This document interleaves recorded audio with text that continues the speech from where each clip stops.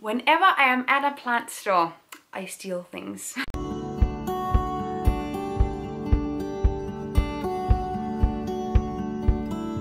Hello everybody and welcome back to my channel. I am so happy that you wanted to join me today, because today we are going to talk about more weird zero waste habits that I have, odd things that I do. I have made a video like this before. I think it's maybe a year old, maybe 6 months. I don't know what time is in 2020 anymore. But I've made one of these videos before and you guys really seem to like it. So now let's get back into it. Before going into it though, I would like to talk about some of the main critiques of the last video. I don't know if they were critiques.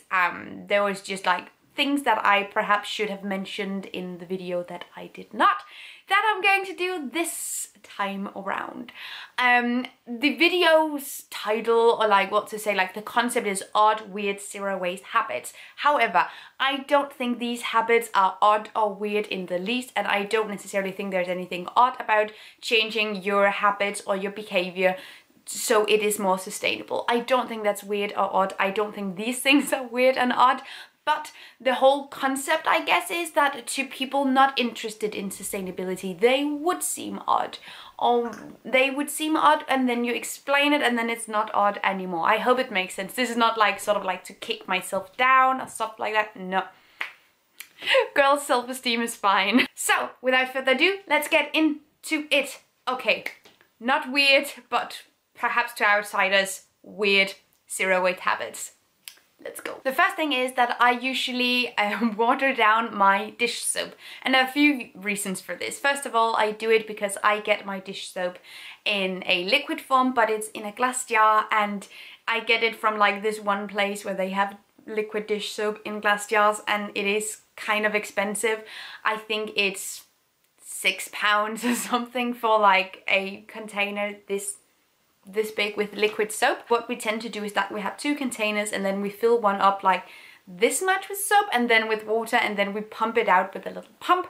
And we do that instead because then the soap lasts longer. Yeah, I don't know, this is just something that we do, and it's because it's cheaper, but also because then we don't have to buy as many things. So yeah. Number 2 is that I don't necessarily, and like a lot of people are gonna come for me for this one, I just know it, but I don't always salt my pasta water, because I like to use my pasta water to water my plants afterwards, and you can't really do that if you filled your water with salt. Then your plants are not going to like it very much. So what I tend to do is that I boil my pasta and then I add it sort of to my pan, and then I add the sauce in there and then I season it. I don't do that if I'm going to use the pasta water in the dish. Then I obviously use salt, because then you need the starches and the salts and stuff to work together. But when I'm just making pasta that is going in somewhere else, I tend to simply not salt the pasta water and then use that water to water my plants once it's cooled down to room temperature, obviously. I don't remember if I talked about this in one of my odd habits videos or if I talked about it in one of my things I don't buy anymore videos, but I know I've talked about it, and it is how I pick up elastic bands from the street like hair ties, and I put them in the freezer sort of just to make sure everything on them is dead, and then I just use those instead of buying hair ties, because like it's free and it's sustainable. It's easier. I think I have mentioned that.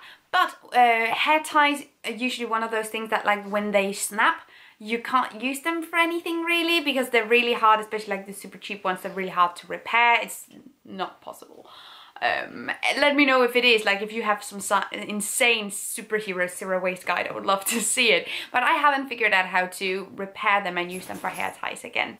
So instead what I do is that I sort of use those tiny elastic strings at this point, and I tie my plants together with them as I sort of like hold my plants up, and it's sort of a way to use something that would otherwise completely have been wasted.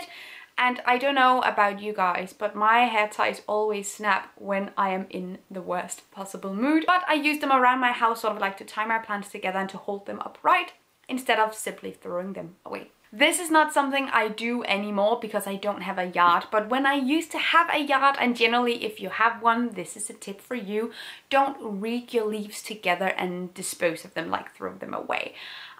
Don't rake your leaves whatsoever. Usually I have like this, and I know a lot of people have this as well, but sort of like this weird, like deep-rooted hatred towards lawns and grass, because like we're not Versailles. We don't need like big lawns where nothing happens. It's like a place where biodiversity comes to die.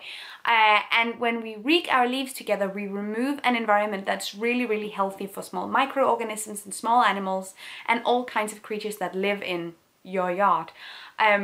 And when we reek them together, we sort of concentrate all of that environment in one place, and the grass and like the things that are in the bottom cannot breathe because there won't be any air for it, and it will start to rot instead, which is not what you want. So it's tons better to simply just leave your leaves be and leave your grass and your lawns sort of like wild. You can control the wildness, of course, but there is benefits to not completely cultivating your yard, and I think that's really cool. And that was what I did when I had my tiny yard. Not, you know, like throwing leaves away, because leaves are biodegradable and they degrade really fast and they're food for tons of microorganisms. So removing them is kind of it's a shitty move. But this is definitely one of those things I'm going to reincorporate if I ever get a yard again. That's how I'm going to do it. Whenever I am at a plant store, I steal things. Okay, not really, but also not really. Because especially with like smaller plants and succulents, some of their leaves tend to fall off, and they fall on the ground or they sort of scatter everywhere, and no one are going to claim those small weird leaves. Like no one is going to say, you cannot take that, or I don't know. But you can take those leaves with you home and you can regrow them, and then you'll have completely free plants. And I know this is one of those times where zero waste just means taking stuff for free. I have a lot of those examples. But it's a really cool way of using something and like gaining the potential of something that would otherwise have been completely wasted. Because like the stores that have the plants will usually just throw away scattered leaves and scattered small branches and stuff. I get really weird about leaving the water running. And I know, like, to some extent that makes completely sense, because as an environmentalist, save water, and just leaving the tap running is absolutely silly to me. But whenever I am not doing dishes, or whenever I am not using the sink in the bathroom, but when someone else is, I have this, I pay a lot of attention towards when they turn off the tap, and in my opinion it's always too late.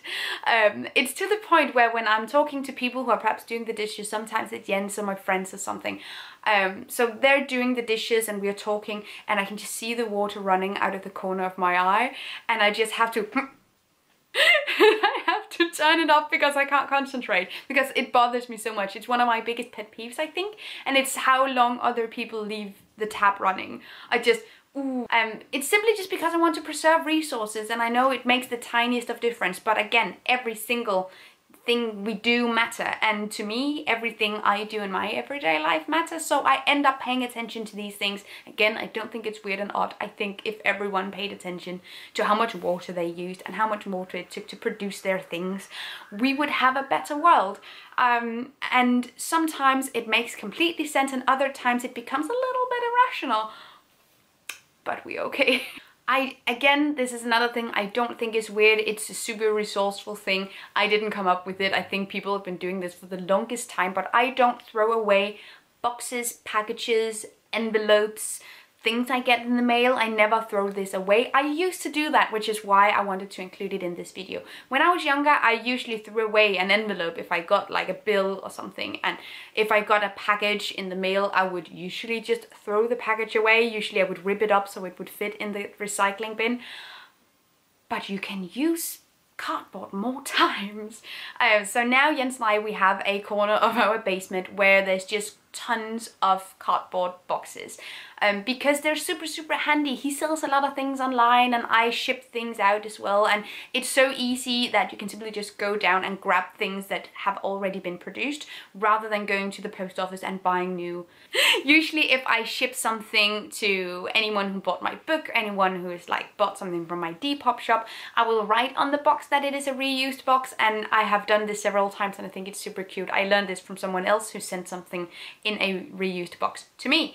But I just wrote like, I am a reused box, help me see the world, and then I put in Denmark, and then another person could put in the place where it would go to next. I think that's the cutest thing in the entire world. I think it's so, so nice, and it sort of also brightens your day a little bit, and you're being resourceful and zero waste. So it's just a general win-win situation. And of course, this is a very obvious one, but I do the same with gift wrapping. I think this is one of the things I've done always that has been sustainable, but I just haven't done it because it was sustainable. I've done it because it was cheap. But whenever I get a gift wrapped in paper wrapping, I would unfold it really, really delicately and save the wrapping, because wrapping paper is expensive, and I am an adult woman who's never ever bought wrapping paper, because why would you when you can just save the things you already have? And over the years it sort of evolved into me not having wrapping paper anymore, because people stopped wrapping my gifts in wrapping paper because, aha, zero waste. So now I use kitchen gloves, towels, scarves, all these kinds of things that can be reused multiple times, and I have in my house several dedicated gift wrapping scarves that I get back every time I've given someone a gift. It's super resourceful, it's zero waste, and I don't think it's odd at all. And the last thing, yes, I'm only doing 9 because I couldn't really come up with a 10th thing. But last time I did this video, you guys had tons of really cool comments and like things that you did, and you posted them down below, and I looked at them and like, yeah, I do that too, I just didn't think of it. So perhaps it will be the same. You're very free to post your weird, odd, not weird, odd habits down below. But the last thing that I do is sort of a revision of something that I mentioned in the last video, because this lifestyle is all about doing something to the best of your ability, then finding new information, and then adjusting accordingly. So that is what I've been doing, because in my last video I mentioned how when I like have hair on my hairbrush, I will simply just roll it up into a little ball and throw it out the window, because like birds can use it in their nests. It's good because it's biodegradable. It's better than like letting it go to the trash. But a lot of you mentioned that that can actually be kind of detrimental to birds, because they will get long hair especially tangled up in their legs, and I don't want that to happen. So it wasn't as good a deed as I thought it was. So instead now what I do is that I bury my hair in my plants. Again, small, weird, odd thing, perhaps, I don't know, perhaps it's the most normal thing in the world, but I sort of like just roll my hair again up into a little ball and I push it down into my plants in my bedroom. That's all, folks. I reckon that it's better than potentially harming animals outside, and I still get to biodegrade something, so I thought win-win there. And that concludes the video of 9 weird, odd, not weird, odd, zero waste habits. I hope that you liked this video. If you did, you can leave me a comment down below. I would love that. The algorithm would love that as well. So I always really appreciate when you guys engage with me in the comments. It warms my little heart. So that is it. Thank you so much for watching. Take really good care of yourselves, and I will see you guys next time. Bye! Thank you so much for watching this video, and also a special thank you to my Patreon supporters. You guys help me create green zero waste content, and I love you guys. You can find the links to my social media accounts down below and the link to my Patreon on this screen. Bye!